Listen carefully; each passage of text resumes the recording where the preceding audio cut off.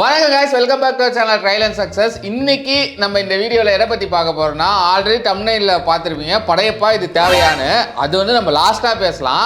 அது ஒரு மோட்டராக இந்த வீடியோவோட காரணத்துக்கு. பட் அதோட இன்னொரு காரணம் என்னன்னா, நம்ம ஆளுங்க ரீரிலீஸ்னு ஃபர்ஸ்ட் வருஷத்துக்கு ஒரு படம் சொன்னாங்க, அப்புறம் வருஷத்துக்கு 2 படம் சொன்னாங்க, அப்புறம் மாசத்துக்கு ஒரு படம்னு சொல்லிட்டு இப்போ வாரத்துக்கு புது படம் ரிலீஸ் மாதிரி இவனை ரீரிலீஸ் பண்ணிட்டு இருக்கானோ.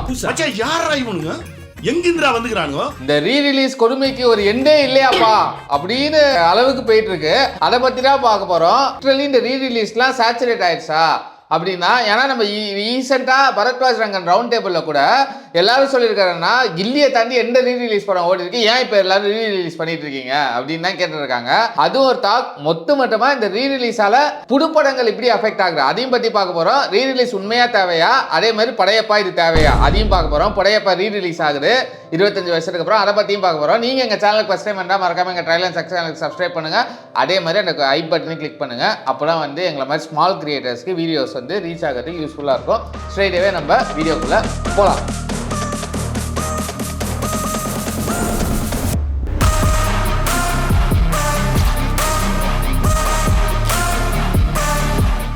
பாயிண்டாக பேசுகிறது தான் நம்மளோட வழக்கம் எப்போதுமே இந்த மாதிரி வீடியோவில். பட் இது வந்து பாயிண்டாக பேசல. பட் எனக்கு இந்த ரீரிலீஸ் வந்து பண்ணுறதால ஃபஸ்ட்டு பாயிண்ட் எனக்கு இதில் வந்து என்ன தோணுதுன்னா, ஸ்மால் ஃபிலிம்ஸ்லாம் மேஜராக அஃபெக்ட் ஆகுதுன்னு எனக்கு ஒரு ஃபீலிங்லேயே இருக்கும். ஃபார் எக்ஸாம்பிள் நான் சொல்கிறேன், இப்போ இந்த கரண்ட் வீக்கே எடுத்துங்க, நம்ம படையப்பா வந்து தலைவர் வந்து ஒரு பர்த்டேக்காக ரீரிலீஸ் பண்ணுறாரு. படையப்பா ஒரு ஐகானிக் படம் தான், படையப்பா பற்றி நம்ம லேட்டராக பேசலாம். பட் இதே வாரத்தில் 2 புது படம் வருது. ஒன்று வந்து வாவாட்டியார், இன்னொன்று வந்து அனுபமா பரமேஸ்வரன் நடிச்ச லாக்டவுன். ஓகேவா, வாவாட்டியாருக்கு இப்படியோ ஸ்க்ரீன் அடிச்சு பிடிச்சி கிடைச்சிடும். பட் அந்த லாக்டவுன் படத்துக்கு ஸ்க்ரீன் கிடைக்குமா, அதுதான் மிகப்பெரிய கொஸ்டின் மார்க். என்னன்னா, இந்த மாதிரி ரீரிலீஸ் வரும்போது இருக்கிற ஒரு 100 ஸ்க்ரீனில் அந்த ரீரிலீஸ்க்கு நீங்கள் கொடுத்து தான் ஆகணும். அதே மாதிரி நம்ம தலைவர் படமோ தலப்படமோ விஜய் படமோ வரும்போது majority of junk of the screens அங்கேயும் போடு. அப்போ என்ன ஆகுது, இந்த மாதிரி ஸ்மால் படம்ஸ்லாம் பயங்கரமாக அஃபெக்ட் ஆகுது. மேபி நான் ஃபியூச்சரில் லாக்டவுன் சொல்கிறேன் இந்த வீக்கால். பட் இப்போ ரீசெண்டாக ஒரு வீக்கில் வந்து அங்கமால் நம்ம கார்த்திக் சுப்ராஜ் ஸ்டோன் பெஞ்சில் ப்ரொடியூஸ் பண்ணார். லிட்ரலாக அந்த படத்துக்கு ஸ்க்ரீன்ஸே கிடைக்கல. அதை தாண்டி அந்த ஸ்க்ரீன்ஸ்லாம் எங்கே போயிருக்குன்னா, நம்ம தலை நடிச்ச அட்டகாசம் படத்துக்கு போயிருக்கு. எனக்கு என்னன்னா, அப்போது அந்த புதுசாக காசு இன்வெஸ்ட் பண்ணி ஒரு நல்ல படம் வருது தெரியுமா. ஆக்சுவலாக அங்கமாலன்னு ரிவ்யூஸ்லாம் பார்த்தா அவ்வளோ சூப்பராக இருக்கான். அந்த மாதிரி ஒரு நல்ல படம் எவ்வளோ பயங்கரமாக அஃபெக்ட் ஆகுது அப்படின்னு தான் ஒரு பேச்சு. இதே தான் காந்தாவோட ரிலீஸ் அப்போ சமுத்திரக்கனி சொன்னாரான்னு தெரியல. காந்தா ரிலீஸாக எப்போன்னு கரெக்டாக சொல்ல அவர் சொல்லியிருக்காரு, நீங்கள் ரீரிலீஸ் பண்ணி நல்ல படத்தை ஏன் நீங்கள் ஸ்பாயில் பண்ணுறீங்க.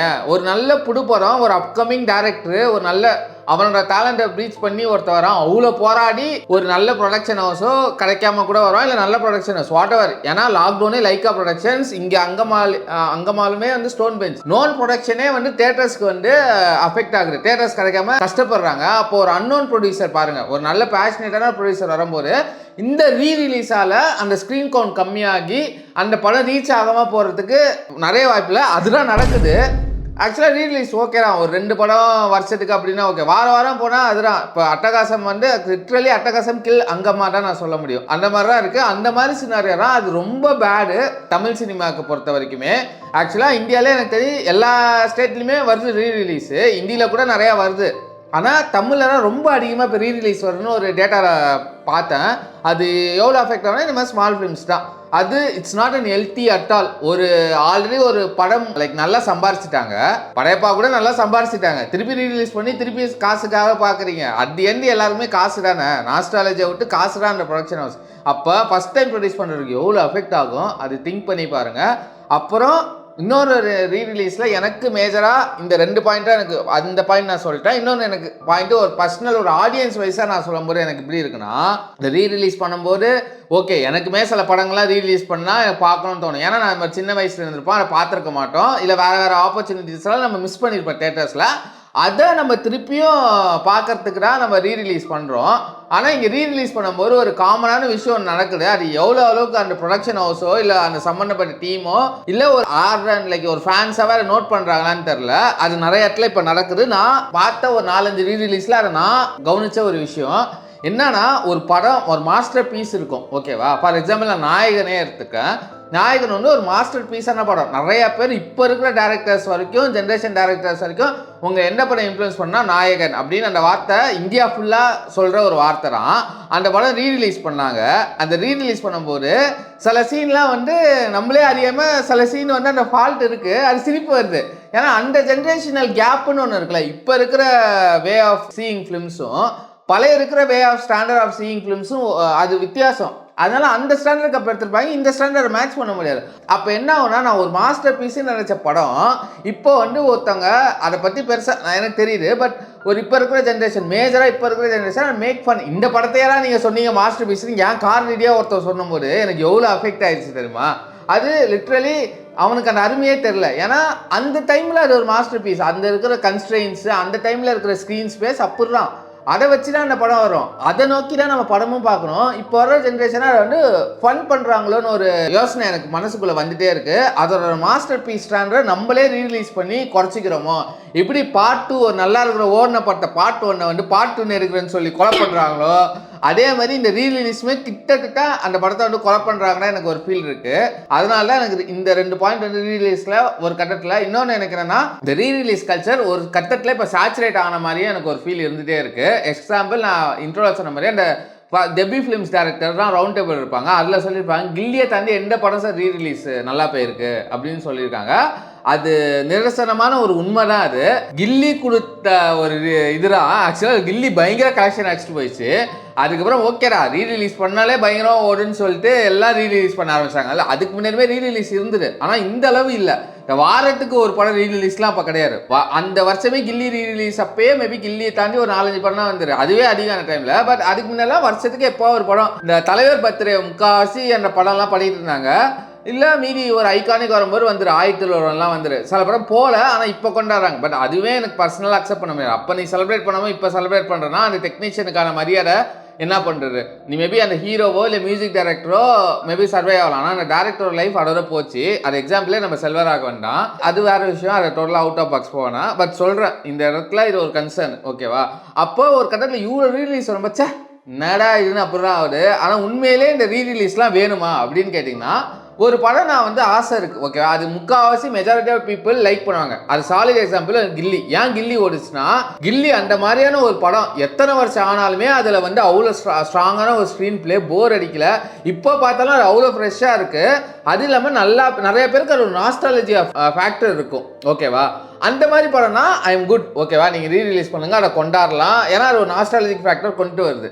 அதே மாதிரி நான் ஒரு மாஸ்டர் பீஸ், நான் இந்த படம் நம்மளாம் பிறந்திருக்கே மாட்டோம் முக்கால்வாசி இப்போ இருக்கிறதெல்லாம். ஆனால் அந்த படத்தை நம்ம பார்க்கணும் அப்படின்னு ஜென்யூனாக பார்க்கணுன்னு இருக்கும்போது சரி ஓகே அது ஓட்டுவாங்கடா. பட் எல்லாரும் சாட்டிஸ்ஃபை பண்ணுவாங்க. பட் ஜென்யூனாக நிறைய பேர் இருப்பாங்க. தளபதி நாயகன்லாம் அதான் ஃபீல் பண்ணுவாங்க. ஏன்னா நிறைய பேர் இப்போ இருக்கிற ஜென்ரேஷன் யாரும் பார்த்துருக்க மாட்டாங்க. அந்த மாதிரி படம்னா ஓகே. பட் இப்பயே ரிலீஸ் ஆன படத்தையே திருப்பி நீ வேற ஒரு காரணத்துக்காக ரிலீஸ் பண்ண நான் என்ன அர்த்தம்னே எனக்கு புரியவே இல்லை. அது லிட்ரலாக இப்போ 1000 ஏன் ஓடிச்சு ரீலீஸ்னா 1000 ஒரு கல்ட்டு ஸ்டேட்டஸ் கேட்டதால பண்ணாங்க. ஆனால் இப்போ சச்சினும் காவலனு ஈவன் அட்டகாசம் கூட செலிப்ரேஷன் இருந்துரு. பட் அந்த ஃபுல்ஃபில்மெண்ட் இருந்ததா அப்படின்னா எல்லாரும் சாட்டிஸ்ஃபை பண்ணுற ஒரு இதா அப்படின்னு கேட்டிங்கன்னா இல்லை. 5 நாள்லாம் கொடுமை. அது கட் பண்ணிவிட்டு நான் ரீரிலீஸ் பண்ணுறேன் இன்னும் என்கேஜிங்காக இருக்குன்னு சொன்னாங்க. பட் ஸ்டில் எனக்கு அதெல்லாம் ஒரு அந்த ஃப்ளோ ஆல்ரெடி அது அடித்த படம் அது ஏன் திருப்பியும் அப்படின்னு தான் ஒரு ஃபீல் இருக்குது. அந்த ப்ரெஷர் அந்த ஒரு ஃபீலும் வரல. தயவு செஞ்சு இந்த ரீரிலீஸை போட்டுறாதீங்கப்பா. ஏன்னா நான் அதை சொன்ன 2 பாயிண்ட் இல்லாமையும் இதெல்லாம் ஒரு பிரச்சனை இருக்குது. அதை தாண்டி இந்த படையப்பா இது தேவையா அப்படின்னு நம்ம வந்திருக்கோம். தலைவரே அடிக்க போகிறீங்களான்னு கேட்டால் படையப்பா எல்லாருக்கும் ஒரு நாஸ்டாலஜிக் ஃபீச்சர் தான். இப்போ கூட தலைவர் வந்து வீடியோ விட்டுருக்காரு, பெரிய வீடியோ படையப்பா படத்தை பற்றி. அது ஆக்சுவலாக நல்லா தான் இருந்தது. என்னடா வந்து நான்டா ரைட்டர் நான்டா ப்ரொடியூசர்னு இவ்வளோ வருஷத்துக்கு அப்புறம் அவர் கன்ஃபார்ம் பண்ணாலும் டைலாக் நல்லா இருக்குல்ல, நல்லா எழுதியிருக்காங்க. அவரே அவர் பாராட்டுற மாதிரி இருந்தாலுமே மீதிவே அவர் அந்த எக்ஸ்பீரியன்ஸை ஷேர் பண்ணது வந்து சூப்பராக இருந்தது. சிவாஜி பற்றி பேசினாரா இருந்தாலும் சரி, லக்ஷ்மி மணிவண்ணன் பற்றி பேசுகிறார். என்னம்மா நடிகர்னு சிவாஜி சொல்லியிருக்காரு மணிவண்ணன் பேர். அதெல்லாம் ரொம்ப சூப்பராக இருந்தது. அது ரீலர் இது வே லைக் மியூசிக் அந்த மின்சாரக்கான ஏன் ஸ்ரீனிவாஸ் போனாங்க அந்த கடைலாம் சூப்பராக இருந்தது. பர்சனலாக எனக்கு படையப்பாலாம் பார்க்கணுன்னு இருக்கிற படம் தான். நான் பெருசாக ரீரிலீஸ் பார்த்ததில்ல. நான் பார்த்த ரீரிலீஸ் படங்கள்லாம் கில்லி, மற்றும் நாயகன். படையப்பா பார்த்தா என்னோட 3வது ரீரிலீஸ் படம்னு நினைக்கிறேன். ஏன்னா எனக்கு அந்த ஃபீல் இருக்கு. ஏன்னா படையப்பா தான் என்ன ஒரு சினிமா ஃபேனாக ஆக்குச்சு. நான் சின்ன வயசுல ஃபர்ஸ்ட் ஒரு படத்தை எனக்கு தெரிஞ்சு ஆர்வமா நான் ஒரு ஃபிலிம் ஃபேனாக மாறினது இந்த படையப்பா படம் தேட்டரில் பார்த்துறான்.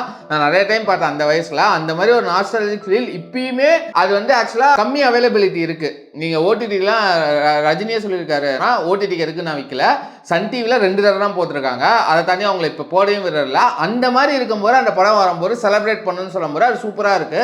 அவர் பண்ண ஐடியாவும் சரி, ஓகே. நான் 25 வருஷத்துல படையப்பா நான் பண்ணேன், நானே ரைட் பண்ணேன், நானே ப்ரொடியூஸ் பண்ணேன், இதை நான் செட் பண்ணேன் அப்படின்னு சொல்லும்போது என்னோட 56 வருஷத்துல இந்த 25 படத்தை வச்சு நான் பண்ணோம் அப்படின்னு ஒரு ஐடியா வச்சிருக்காரு. அது குவைட் ஒரு நல்ல விஷயம் தான். ஏன்னா அது வந்து எல்லாருக்கும் ஆல் டைம் ஃபேவரட். படையப்பா தேவையான்னு கேட்டால் ஆமாம், ரீரிலீஸில் அந்த படம் தேவை தான். பட் இப்போ இந்த கல்ச்சரில் வந்து ரீரிலீஸ் சேச்சுரேட் ஆகிற கல்ச்சரில் இது வருது. அது மட்டும்தான் அது இப்படி இருக்க போகுதுன்னு தெரியல. பட் இந்த ரீரிலீஸ் சேச்சுரேஷன் இல்லாமல் படையப்பா வந்ததுன்னா இப்போ அந்த ஹைப்பே வேற மாதிரி இருக்கும். ஏன்னா அப்பப்போ வந்தால் அது வந்து அதுக்கான அருமையே இருக்காது. எப்பயா வந்தால் தான் அந்த அருமை பெருசாக இருக்கும். அதனால படையப்பா அந்த மாதிரியான ஒரு கிளாசிக் படம் தான். பட் ஸ்டில் இந்த கல்ச்சருக்குள்ளே மாற்றினாலும் இது கொஞ்சம் ஹைப்பு கம்மியாக ஆகுறோம். பட் ஸ்டில் நிறைய பேர் என்னை கேட்டு நிறைய பேர் வாங்க படையப்பா போய் பார்க்கலான்னு சொல்கிறாங்க.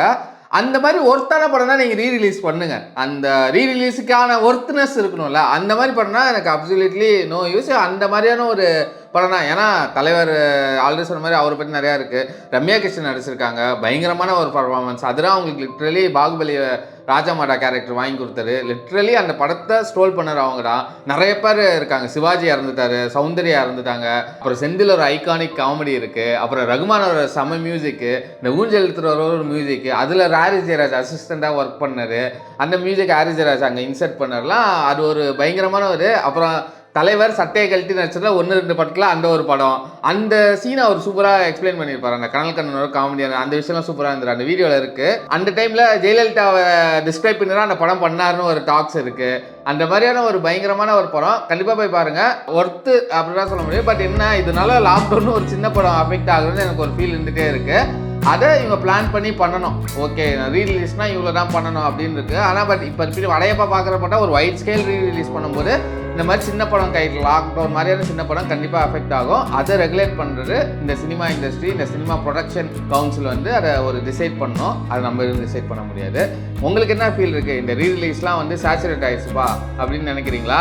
இல்லை வந்து இந்த ரீரிலீஸ்லாம் வேணும் கண்டிப்பானா மறக்காமல் அந்த கமெண்ட் செக்ஷனில் பதிவு பண்ணுங்கள். என்ன வியூஸ் உங்ககிட்ட இருக்குது ஜென்ரல் ஆடியன்ஸில் நான் எதிர்பார்க்குறோம். நீங்கள் சேனலுக்கு ஃபஸ்ட் டைம் இருந்தால் மறக்காமல் ட்ரைலர் செக்ஷனுக்கு சப்ஸ்கிரைப் பண்ணுங்கள். இந்த வீடியோ ரொம்ப பிடிச்சுன்னா லைக் பண்ணுங்கள், கமெண்ட் பண்ணுங்கள், உங்கள் ஃப்ரெண்ட்ஸ் அண்ட் ஃபேமிலிக்கு ஷேர் பண்ணுங்கள். அடுத்த வீடியோவில் பார்க்குற வரைக்கும் பாய்.